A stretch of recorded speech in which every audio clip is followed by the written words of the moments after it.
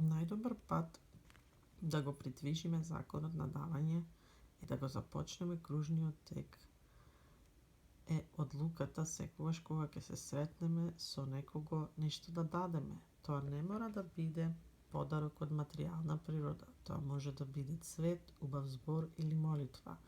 Сушност, најскапите облици на давање се од нематеријална природа.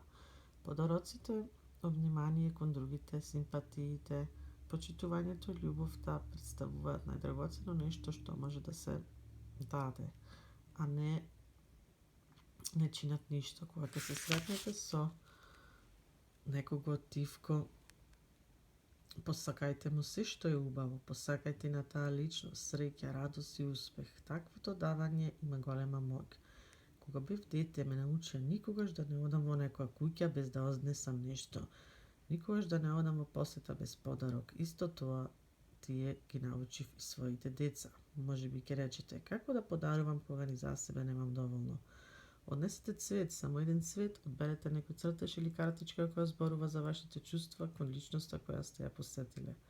Однесете убав збор, однесете молитва. Да одлучиме да даваме секаде каде што одиме, да даваме на секој кога ќе го видиме и цело време додека даваме, ние ќе примаме. И колку повеќе даваме, толку повеќе ќе се увериме во чудесната моќ на овој закон. А колку повеќе примаме, толку нашата моќ да даваме ќе се зголемува. Нашата вистинска природа сама по себе е богата и изобилува со подароци. Нас по природа ни е дадено изобилство, затоа што природата ги задоволува сите потреби и желби.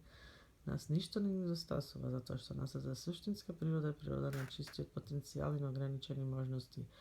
Потребно е да бидеме свесни за фактот дека сами по себе сме обкружени со изобилство, без оглед колку многу или колку малку пари имаме, затоа што изворот на богатството е полето на чистиот потенцијал.